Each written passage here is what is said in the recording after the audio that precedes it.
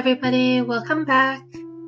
I'm Jade Fish, and whether you're here live or just floating in later, I'm really glad you found your way here. This is our quiet ocean corner, just reading soft thoughts and existing for a bit.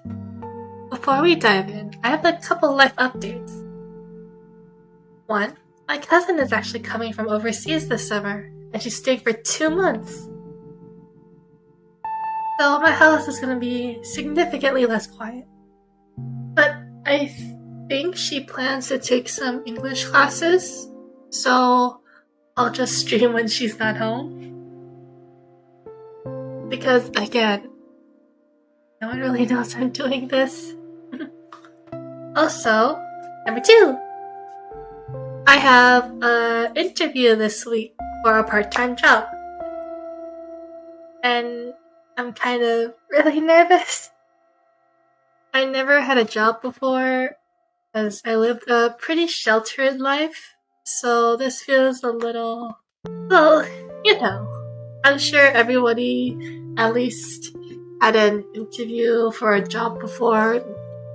Maybe you have a job right now, part-time or otherwise. I'm in the co-op program at my uni, and I got burnt out on all the rejections, so I'm not that optimistic of this, but I want to try my best, do my best, and give it my all, As pessimistic as I am also a little excited. So, if you have any advice, please share it in the comments. And I really do hope I get this job because I want the experience. It's also my aunt's favorite store, so I know if I get a job, I'll see her more often because then she'll come in to use my employee discounts. It's retail, so it's most clothing brands. So I might actually get to revamp my wardrobe. I have things I wore in 8th grade that still fit me, which. Honestly, I don't know if I should be more impressed about the quality or if I should be looking at myself and like, you need to fix your fashion sense because it's kind of broken. Anyway. What's today's stream about? Today we'll be continuing Pride and Prejudice by Jane Austen. Still using a physical copy, so again, no screen sharing. So just books and vibes. Last week we read chapters 1 to 5, so today we'll be starting with chapter 6. It's starting to get closer to the actual drama of it all, and I think it's gonna be fun. Finally, for the reading plan. Again, like before, I don't have a strict goal for this. We're just gonna drift around the current, read for an hour, or until I get tired, or until my voice decides it's done for the day. So no pressure at all. You can stay the whole time, or just float in and out like a wandering fish. Before we start, how do you like what we're Pride and Prejudice so far? Do you like it, or do you not?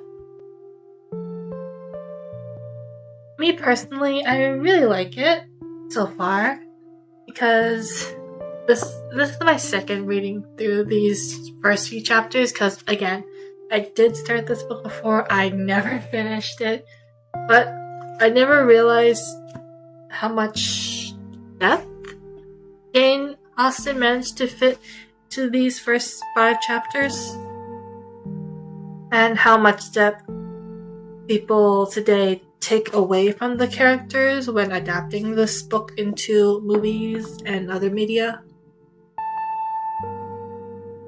Also, I think they're starting to get a little neat ugly that Elizabeth and what's his name?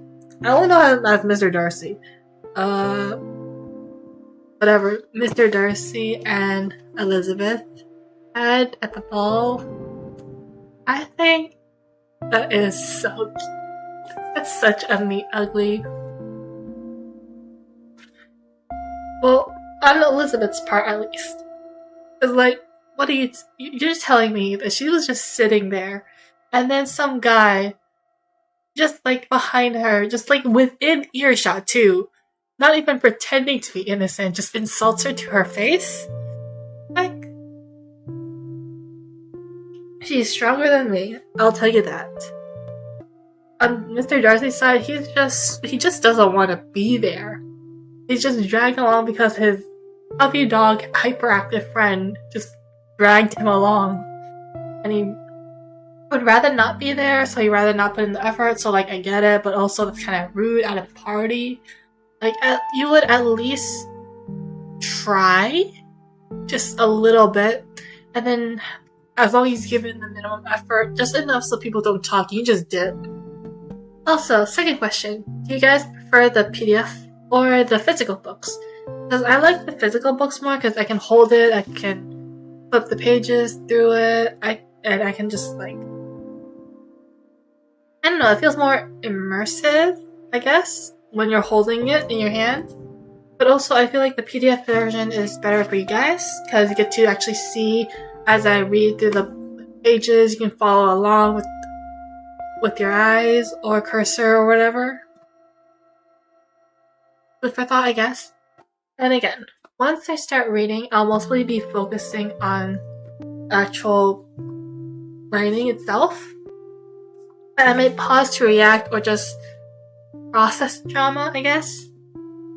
Because I feel like this book is gonna get a little more messy now. But overall, this is still a calm stream, so feel free to relax, study, draw, or just exist with me.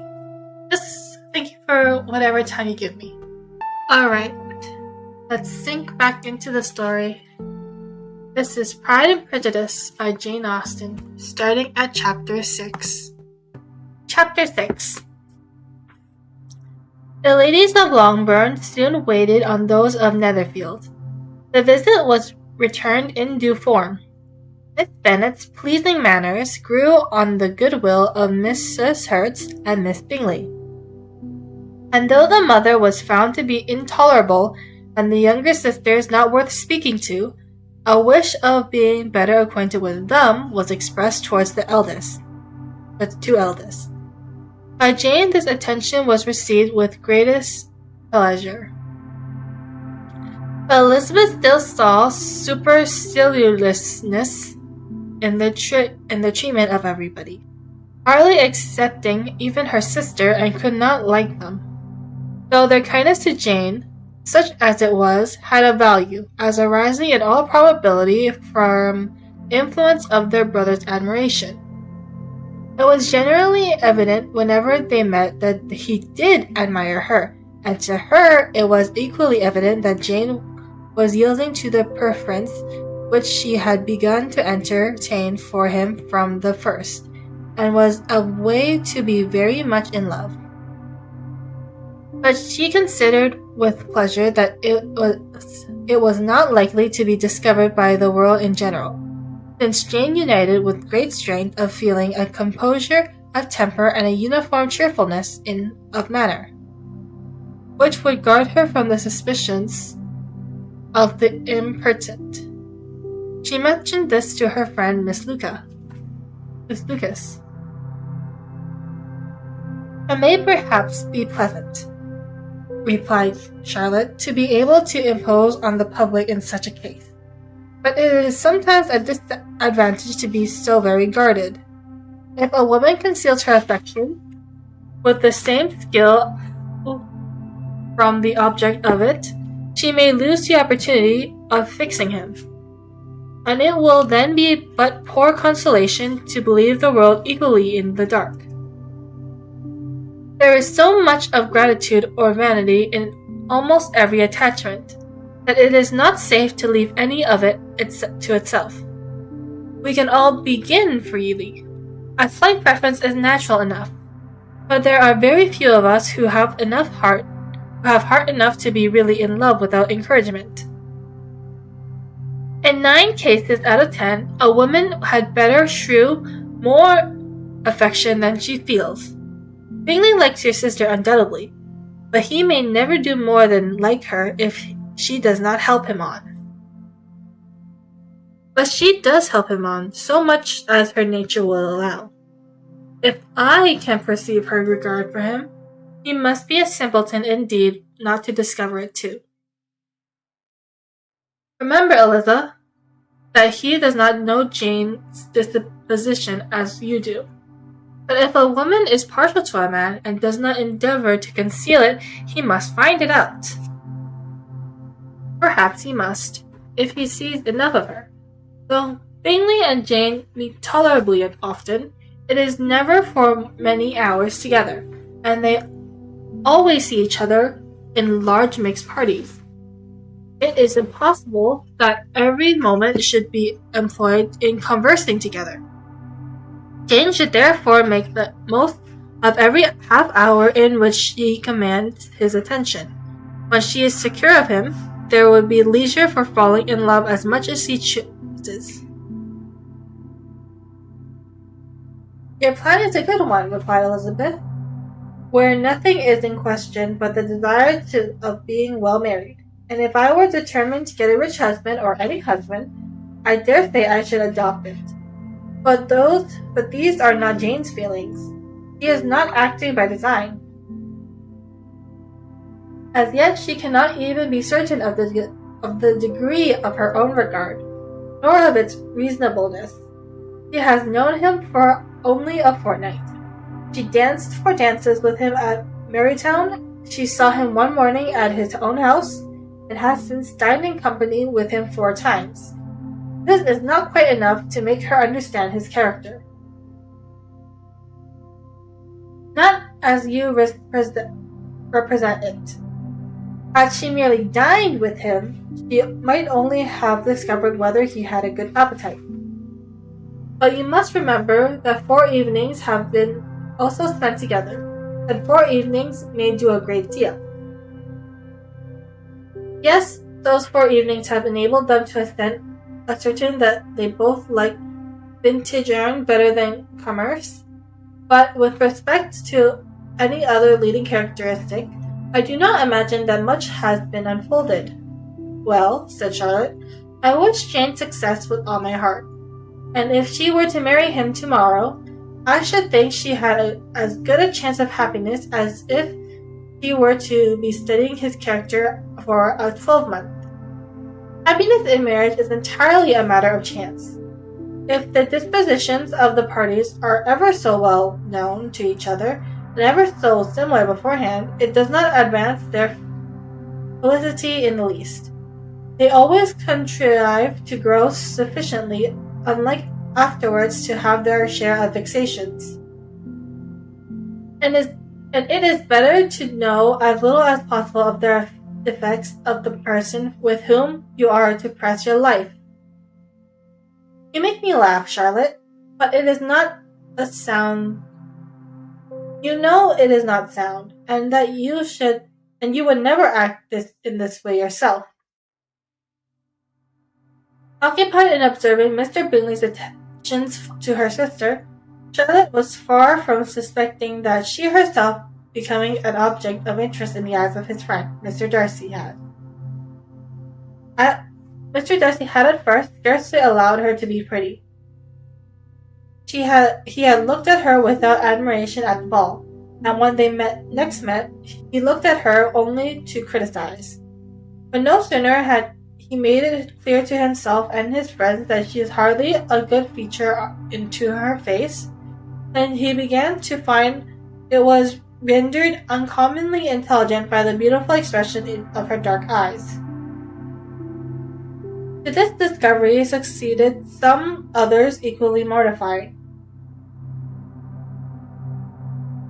Though he had detected with a critical eye more than one failure of perfect symmetry in her form, he was forced to acknowledge her figure to be light and pleasing, and in spite of his asserting that her manners were not those of the fashionable world, he was caught by their easy playfulness. Of this she was perfectly unaware.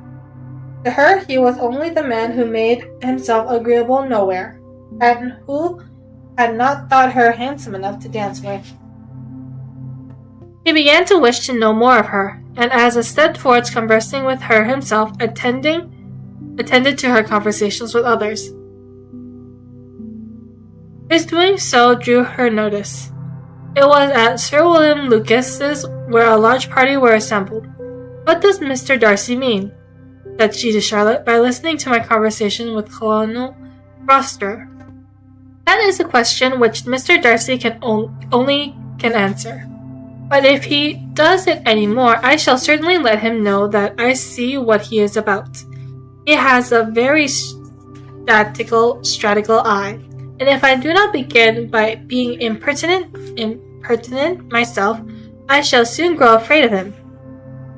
On his approaching them soon afterwards, though without seeming to have any intention of speaking, Miss Luce defied her friend to mention such a subject to him, which immediately provoking Elizabeth to do it.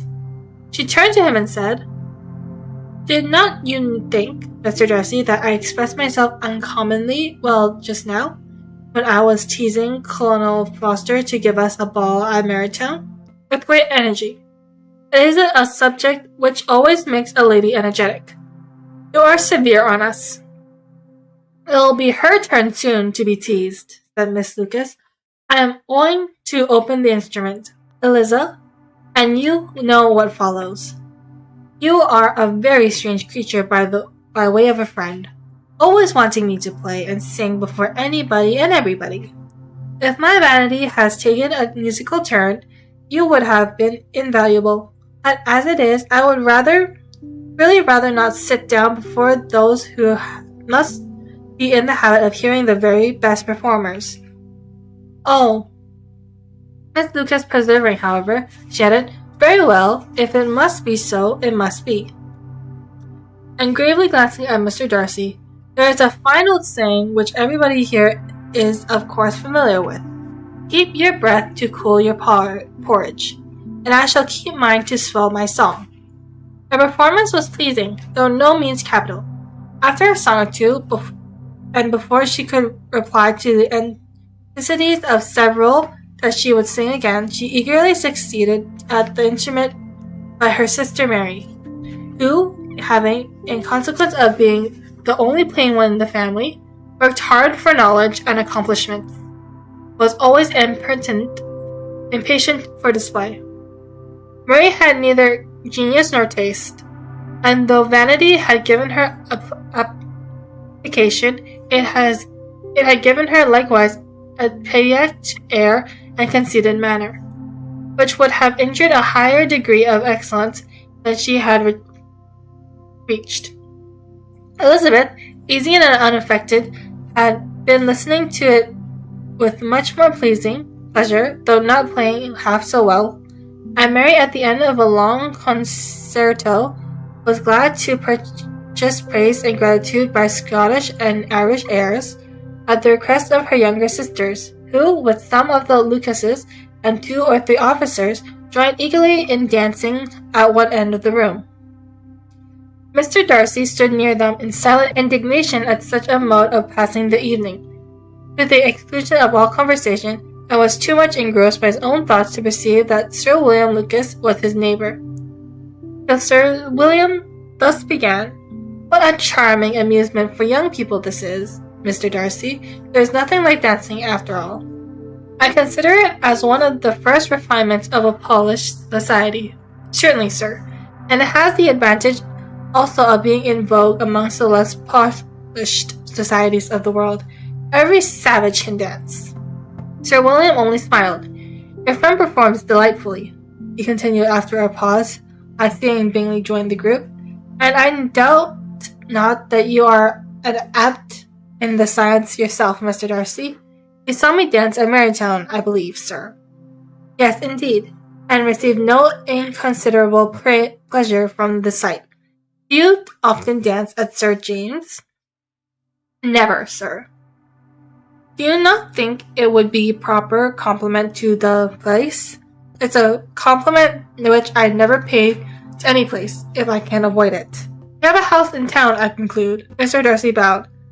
I had once some thought of fixing in town myself, for I am fond of superior society. But I did not feel quite certain that the air of London would agree with Lady Lucas.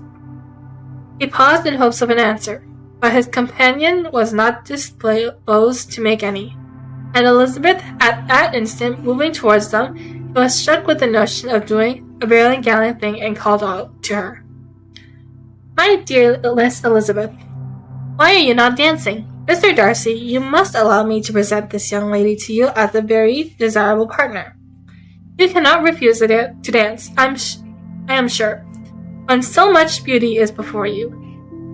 After taking her hand, he would give it to Mr. Darcy, who, though extremely surprised, was not unwilling to receive it, when she instantly drew back and said with some discomposure to Sir William, Indeed, sir, I have not the least intention of dancing. I entreated you not to suppose that I moved this way in order to beg for a partner. Mr. Darcy, with grave propriety, requested to be allowed the honor of her hand, but in vain. Elizabeth was determined, nor did Sir William at all shake her purpose by his attempt at persuasion. You excel so much in the dance, Miss Elizabeth, that it is cruel to deny me the happiness of seeing you. Though this gentleman dislikes the amusement in general, he has no objection, I am sure, to oblige us for 1/2 hour. Mr. Darcy is all politeness, said Elizabeth, smiling. He is indeed, but considering the inducement, my dear Miss Eliza, we cannot wonder at his complaisance, for who would object to such a partner? Elizabeth looked archly and turned away. Her resistance had not injured her with the gentleman, and he was thinking of her with some complacency, when thus accosted by Miss Bingley. I can guess the subject of your reverie. I should imagine not. You are considering how insupportable it would be to pass many evenings in this manner, in such society, and indeed I am quite of your opinion. I was never more annoyed. The insipidity, and yet the noise. There is nothing yet the self-importance of all those people. What would I give to hear your strictures on them? Your conjecture is totally wrong, I assure you. My mind was more agreeably engaged. I have been meditating on a great pleasure which a pair of fierce eyes in the face of a pretty woman can bestow. Miss Bingley immediately fixed her eyes on his face, and desired he would tell her what lady had the credit of inspiring such reflections. Mr. Darcy replied with great intrepidity. Miss Elizabeth Bennet. Miss Elizabeth Bennet? Repeated Miss Bingley. I am all astonishment. How long has she been such a favour? And pray when am I to wish you joy? That is exactly the question which I expected to ask. A lady's imagination is very rapid, to jump from admiration to love, and from love to matrimony in a moment. I knew you would be wishing me joy. Nay, if you are so serious about it, I shall consider the matter as absolutely settled. You will have a charming mother-in-law, indeed, and of course she will always be at Turnberry with you. He listened to her with perfect indifference, while she chose to entertain herself in this manner, and as his composure convinced her that all was safe, her wit flowed long. So what do you all think? Personally, I think that this is around where most people see Miss Bingley as trying to push Mr. Darcy away from Elizabeth. I don't really see that yet. I can see echoes, but nothing concrete yet. I also think that Sir William was pushing Elizabeth a little too much. Because, yes, this is the person you want to just push him to dance a little bit, but don't just randomly pull a random lady off this Well, not off the street, but like, you know, just so you can make him dance, you have to make sure you have the lady's permission. Just like, hey, do you mind dancing just with this guy a little bit? But like in a more posh and like polite society acceptable manner. Chapter 7 is going to be a little shorter than Chapter 6 was. Chapter 6 was a monster. Chapter 7. Mr. Bennet's property consisted almost entirely in an estate of $2,000 a year, which, unfortunately for his daughters, was entitled in default of male heirs. On a distant relation, and their mother's fortune, though ample from her situation in life, could but ill supply the deficits of his. Her father had been an attorney in Marytown, and had left her £4,000. She had a sister married to a Mr. Phillips, who had been a clerk to their father, and succeeded him in the business, and a brother settled in London, in a respectable line of trade. The village of Loughborough was only 1 mile from Marytown, a most convenient distance for the young ladies, who were usually tempered to there 3 or 4 times a week, to pay their duties to their aunt and to milliner's shop just over the way. The 2 youngest of the families, Catherine and Lydia, were particularly frequent in their attentions. Their minds were more vacant than their sisters', and when nothing better offered, a walk to Marytown was necessary to amuse their morning hours and furnish conversations for the evening. And however bare the news the country in general might be, they always contrived to learn some from their aunt. At present, indeed, they were well supplied both with news and happiness by the recent arrival of a militia regiment in the neighborhood. It was to remain the whole winter, and Marytown was the headquarters. The visits to Miss Phillips were now productive of the most interesting intelligence. Every day added something to their knowledge of the officers' names and connections.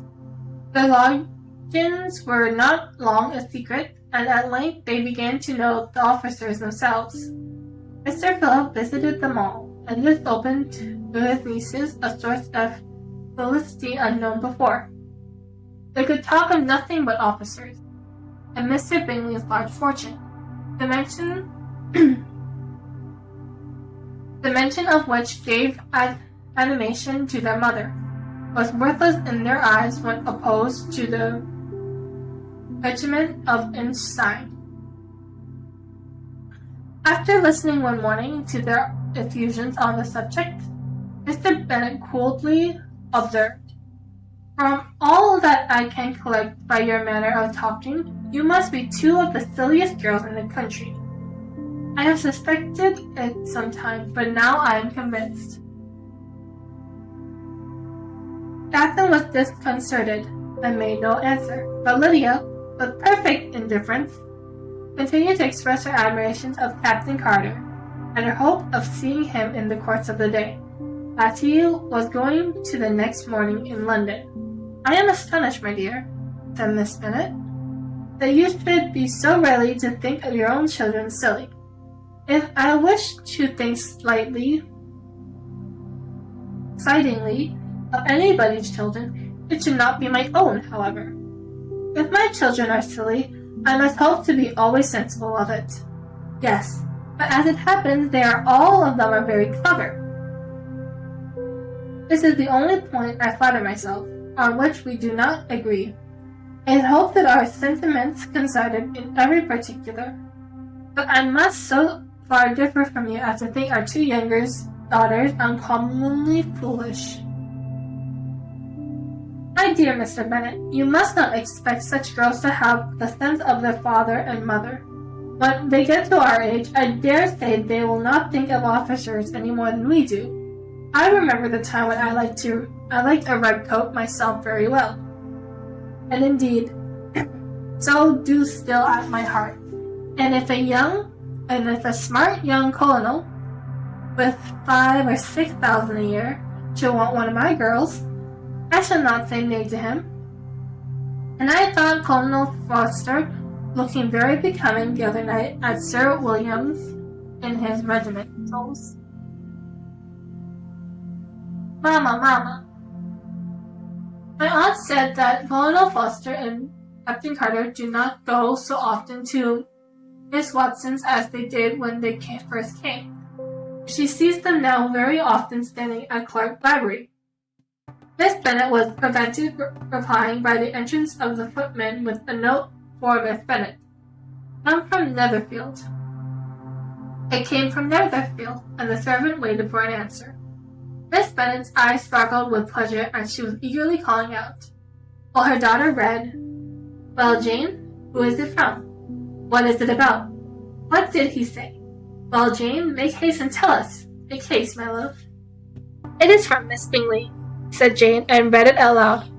My dear friend, if you are not so compassionate as to dine today with Louisa and me, we shall be in danger of hating each other for the rest of our lives. For a whole day tete-a-tete between two women can never end without a quarrel. Come as soon as you can on the receipt of this. My brother and the gentlemen are to dine with the officers. Yours ever, Sharp. Caroline Bingley. With the officers, cried Lydia. I wonder my aunt did not tell us of that. Dining out, said Miss Bennet, is very unlucky. Can I have the carriage? Said Jane. No, my dear, you had better go on horseback, because it seems likely to rain, and then you must stay all night. That would be a good scheme, said Elizabeth, if you were sure that they would not offer to send her home. Oh, but the gentlemen will have Mr. Bingley's chaise to go to Marytown, and the Hurts have no horses to theirs. I had much rather go in the coach. But, my dear, your father cannot spare the horses, I am sure. They are wanted in the farm. Mr. Bennet, are they not? They are wanted in the farm more oftener than I can get them. But if you go to them today, said Elizabeth, my mother's purpose will be answered. She did at last extort from her father an acknowledgment that the horses were engaged, and Jane was therefore obligated to go on horseback, and her mother attended her to the door with many cheerful progenies of a bad day. Her hopes were answered. Jane had not been gone long before it rained hard. Her sisters were uneasy for her, but her mother was delighted. The rain continued the whole evening without intermission. Jane certainly could not come back. This was a lucky idea of mine indeed, said Miss Bennet, more than once, as if the credit of making it rain were all her own. Till the next morning, however, she was not aware of all the felicity of her contrivance. Breakfast was scarcely over when a servant from Netherfield brought up the following note for Elizabeth. My dearest Lizzie, I find myself very unwell this morning, which I suppose is to be imputed to my getting wet through yesterday. My kind friends will not hear of my returning home till I'm better. They insist also on seeing Mr. Jones. Therefore, do not be alarmed if I should hear of his making been to me, and accepting a sore throat and headache. There is nothing much the matter with me. Yours, N.C. Well, my dear, said Mr. Bennet when Elizabeth read the note aloud, if your daughter should have a dangerous fit of illness, if she should die, it would be a comfort to know that it was all in pursuit of Mr. Bingley and under your orders. Oh, I am not afraid of her dying. People do not die of little trifling colds. She will be taken good care of as long as she stays there. It is very well. I would go and see her if I could have the carriage. Elizabeth, feeling rather anxious, was determined to go though the carriage was not to be had, as she was no horsewoman, walking was her only alternative. She declared her resolution. "How can you be so silly?" cried her mother, "as to think of such a thing, in all this dirt? You will not be fit to be seen when you get there." "I shall be very fit to see Jane, which is all I want." "Is this a hint to me, Lizzie?" said her father to send for the horses. "No, indeed, I do not wish to avoid the walk. The distance is nothing. When one has a motive, only 3 miles. I shall be back by dinner." I admire the activity of your benevolence," observed Mary, "but every impulse of feeling should be guided by reason, and in my opinion, exertion should always be in proportion to what is required."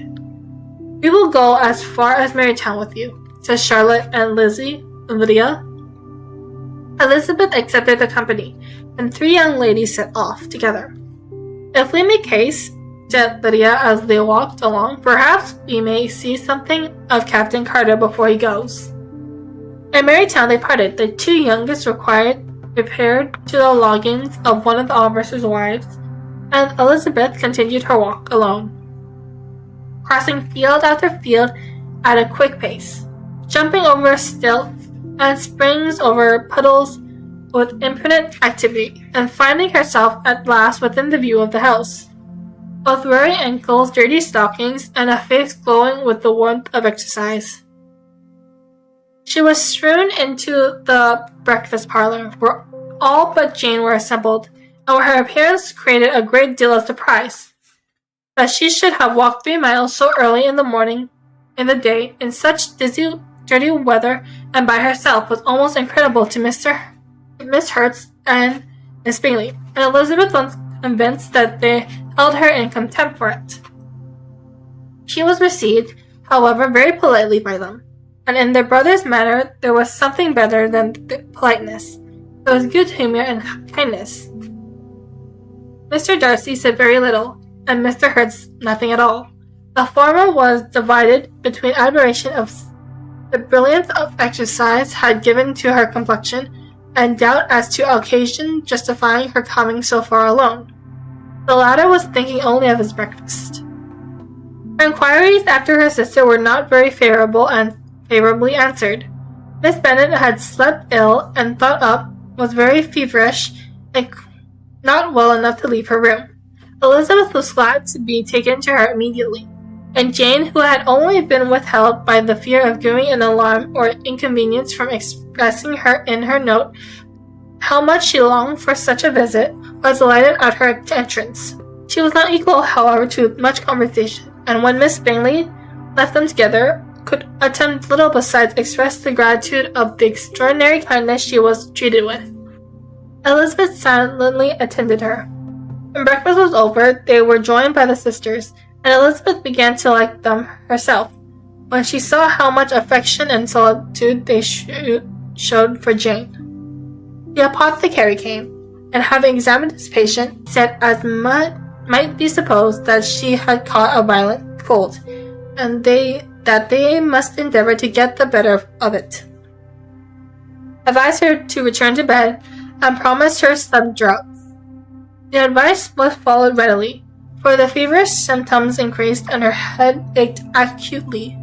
Elizabeth did not quit her bedroom for a moment, nor were the other ladies often absent, the gentlemen being out, and they had in fact nothing to do elsewhere. When the clock struck 3, Elizabeth felt that she must go, and very unwillingly said so. Miss Bingley offered her the carriage, and she only wanted a little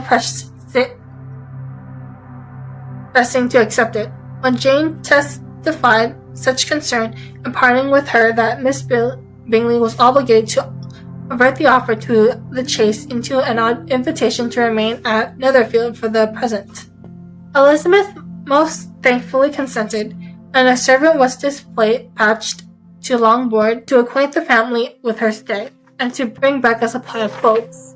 That's the end of chapter 7, and I'm in desperate need of water. So far, I don't really like Mrs. Bennet's pushing of Jane to do this. This is back in the 1800s, I think. It's set in the 1800s, right? Like, colds and stuff can be really dangerous. They don't have our medicine, they don't have things like that. It can be. And then her mom just pushes her. When she gets cold, she's not even worried. That's. As much as I like to say that Miss Bennet is usually unjustly not villainized, but like turned into a simple caricature of bad mom, this is not one of her good moments. This is definitely one of her worst moments. And I hope that she makes it up to Jane instead of just like being happy and being all, oh, what did he say? Oh, I can't. Oh, you must love being there with him. Like, oh man, this is your child. I went overseas once to visit relatives, and I got really, really sick, and my mom was really worried. She was on the phone the entire time I was conscious, just to make sure I was okay. So seeing this and comparing Miss Bennet to my mom, I'm just not seeing Miss Bennet as a really good mom right now for this situation. But of course, this is only chapter 7, so she could get better later on, or not, who knows. I think I'm just gonna finish chapter 8 and then we'll call it for the day. Because, again, it's another long-ish chapter, and I'm slowly losing my voice. Drink a little more water before I finish. Chapter 8. At 5 o'clock, the two ladies retired to dress, and at 6:30, Elizabeth was summoned to dinner. To the civil inquiries which then poured in, and amounts which she had the pleasure of distinguishing the much superior solitude of Mr. Bingley's, she could not make a very favorable answer. Jane was by no means better. The sisters, on hearing this, repeated 3 or 4 times how much they were grieved, how shocking it was to have a bad cold, and how excessively they disliked being ill themselves, and then thought no more of the matter. And their indifference towards Jane, when not immediately before them, restored Elizabeth to their enjoyment of her original dislike. Their brother, indeed, was the only one of the party whom she could regard with any complacency. But his anxiety for Jane was evident, and his attention to herself most pleasing. It perfected her, feeling herself so much an intruder as she believed she was considered by the others. She had very little notice from any but him. Miss Bingley was engrossed by Mr. Darcy, her sister scarcely less so. As for Mr. Hurst, for whom Elizabeth sat, it was an indolent man, who lived only to eat, drink, and play at cards, who, when he found her prefer a plain dish of ragout, had nothing to say to her. When dinner was over, she returned directly to Jane, and Miss Bingley began abusing her as soon as she was out of the room. Her manners were pronounced to be very bad indeed, a mixture of pride and impertinence. She had no conversation, no style, no taste, and no beauty. Miss Hurst thought the same and added, she has nothing, in short, to recommend her, but being an excellent walker. I shall never forget her appearance this morning. She looked almost wild. She did indeed, Louisa. I could hardly keep my countenance. Very nonsensical to come at all. Why must she be scampering about the country because her sister had a cold? Her hair so untidy, so low-see. Yes, and her petticoat. I hope you saw her petticoat, 6 inches deep in mud. I am almost certain, and the gown which had been let down to hide it, not doing its office. Your picture may be very exact, Lisa, said Bingley, But this is all lost upon me. I thought Miss Bennet looked remarkably well when she came into the room this morning. Her dirty petticoat quite escaped my notice. You observed it, Mr. Darcy, I am sure, said Miss Bingley, and I am inclined to think you would not wish to see your sister make such an exhibition. Certainly not. To walk 3 miles, or 4, or 5, or whatever it is, above her ankles in dirt, alone, quite alone. What could she mean by it? It seems to me to shew an abominable sort of conceited independence, a most country town indifference to decorum. It shew an affection for a sister that is very pleasing, said Miss Bingley. I am afraid, Mr. Darcy, observed Miss Bingley in half-whisper, that this adventure has rather affected your admiration for her fine eyes. Not at all, he replied.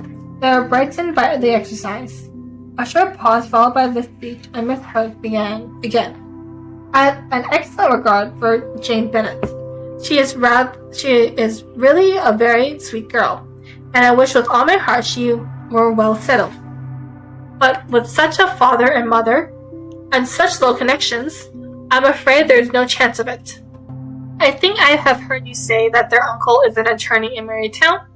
Yes, and they have another who lives somewhere near Chapelside. That is capital, said her sister, and they both laughed heartily. If they had uncles enough to fill all Cheapside, said Bingley, it would not make them one jot less agreeable, but it must very materially lessen their chances of marrying men of any consideration in the world, replied Darcy.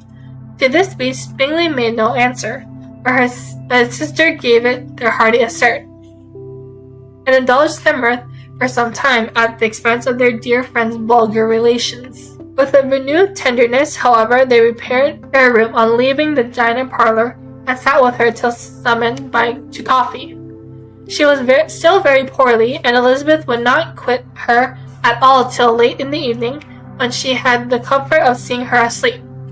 And when it reached to her rather right than pleasant that she should go downstairs herself, on entering the drawing room she found the whole party at loo, which was immediately invited to join them. But suspecting them to be playing high, she declined, and making her sister the excuse, said she would amuse herself for a short time, she could stay below with a book. Mr. Hertz looked at her with astonishment. Do you prefer reading to cards? He said. That is rather singular. Miss Elizabeth Bennet, said Miss Bingley, despises the cards. She is a great reader and has no pleasure in anything else. I deserve neither such praise nor such censure, cried Elizabeth.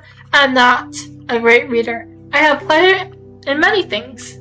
In nursing your sister, I am sure you had pleasure, said Bingley, and I hope it is soon increased by seeing her quite well. Elizabeth thanked her from her heart, and then walked towards the table where a few books were lying. He immediately offered to fetch her others, all his library afforded, and I wish my collection were larger for your benefit and my own credit. But I am an idle fellow, and though I have not many, I have more than I ever looked into. Elizabeth assured him that she could suit herself perfectly with those in the room. I am astonished, said Miss Bingley, that my father should have left so small a collection of books. What a delightful library you have in Pemberley, Mr. Darcy. It ought to be good, he replied. It has been the work of many generations. And you have added so much to it yourself. You are always buying books. I cannot comprehend the neglect of a family library in such days as these. Neglect? I am sure you neglect nothing then can add to the beauties of the noble place. Charles, when you build your house, I wish it may be half as delightful as Pemberley. I wish it may. But I would really advise you to make your purchase in that neighborhood, and take Pemberley for a kind of model. There is no There's not a finer country in England than Derbyshire. With all my heart, I will buy Pemberley itself if Darcy will sell it. I am talking of possibilities, Charles. Upon my word, Caroline, I should think it more possible to get Pemberley by purchase than by intimidation. Elizabeth was so caught up by what passed as to leave her very little attention for her book, and soon laying it wholly aside, she drew near the card table and stationed herself between Mr. Bingley and his eldest sister, who observed the game. "Is Miss Darcy much grown since the spring?" said Miss Bingley. "Will she be as tall as I am?" "I think she will be. She is now about Miss Elizabeth Bennet's height, or rather taller." "Oh, how I long to see her again! I never met anybody who delighted me so much. Such a countenance, such manner, and so extremely accomplished for her age. Her performance on the pianoforte is exquisite." "It is amazing to me," said Miss Bennet, "how young ladies can have patience to be so very accomplished as they all are." "All young ladies accomplished? My dear Charles, what do you mean?" "Yes, all of them, I think. They all paint tables, covers, screens, and knit purses. I scarcely know any one who cannot do all of this, and I am sure I have never met a young lady so spoken for the first time without being informed that she is very accomplished." "A list of common extents of accomplishment," said Darcy, "has too much truth. The word is applied to many a woman who deserves it no otherwise than by knitting a purse or covering a screen. But I am very far from agreeing with you in your estimate of ladies in general. I cannot boast of knowing more than half a dozen in the whole range of my acquaintances, and that are rather accomplished." "Nor I am sure," said Miss Bingley. "Then," observed Elizabeth, "you must comprehend a great deal of your idea of an accomplished woman." "Yes, I do comprehend a great deal in it." "Oh, certainly," cried his faithful assistant. "No one can be really esteemed accomplished who does not greatly surpass what is usually met with. A woman must have a thorough knowledge of music, singing, dancing, drawing, and the modern languages, to deserve the word. And besides all this, she must possess a certain something in her air and manner of walking, the tone of her voice, her address and expressions, or the word will be but half deserved. All this she must possess," added Darcy, "and to all this she must yet add something more substantial, in the improvement of her mind by extensive reading. I am no longer surprised by your knowing only 6 accomplished women. I rather wonder now at you knowing any. Are you so severe upon your own sex as to doubt the possibility of all this? I never saw such a woman. I never saw such capacity of taste and application and elegance as you describe united." Miss Hertz and Miss Bingley both cried out against the injustice of her implied doubt, and were both protesting that they knew many women who answered this description. But Mr. Hertz called them to order with bitter complaints of the inattention to what was going forward. As all conversation was thereby at an end, Elizabeth soon afterwards left the room. "Elizabeth Bennet," said Miss Bingley, when the door was closed on her, "is one of those young women who seek to recommend themselves to the other sex by undervaluing their own, and with many men I dare say it succeeds. In my opinion, it is partly devised, and a very mean art." "Undoubtedly," replied Darcy, to whom remarkably was chiefly addressed. "There is meanness in all the arts in which ladies sometimes employ for captivation. Whatever bears affinity to cunning is despicable." Miss Bingley was not entirely satisfied with this reply as to continue the subject. Elizabeth joined them again, only to say that her sister was worse, and that she could not leave her. Bingley urged Mr. Jones being sent for immediately, while his sisters, convinced that no contrary advice could be of any servants, recommended an express to town for one of the most eminent physicians. This she would not heard of, but she was not so unwilling to comply with their brother's proposal. And it was settled that Mr. Jones should be sent for early in the morning if Miss Bennet were not decidedly better. Bingley was quite uncomfortable. His sister declared that they were miserable. They solaced their wretchedness, however, by duets after supper, while he could find no better relief to his feelings than by giving his housekeeper directions that every possible attention must be paid to the sick lady and her sister. And that was that. I think Miss Bingley and Miss Hertz were too mean on Elizabeth. Instead of complaining about how she looked, they should have talked about how much love she had for her sister for coming all this way because of her sister. Instead, they were calling her names and insulting her. And I really don't like that. Poor Elizabeth. She didn't deserve this. She tried to stop Jane from going out like this, tried to stop her from getting sick like this. She went all the way there for Jane. But also, I think Elizabeth is blinded by everything else, by her love for Jane, because while the Bingley sisters were mean, Elizabeth's predisposed dislike of them seemed to come through, because they seem to be able to tell almost that Elizabeth doesn't like them and looks down on them. And by Elizabeth saying she doesn't find any of them accomplished, that's just like a plain insult. You can't outright insult someone like that. Yes, there's backhanded compliments, they've been talking down to her for a while, but unless they break down that wall first and show you how ugly they are, if you break it down first, then you lose. You're showing them that their words get to you. And for those who don't know what's happening, like the men in the stories who just don't understand the complexities of women backhanded compliments and how women tear each other down because of this, how they're raised and taught in this era, she comes off as rude and ill-mannered.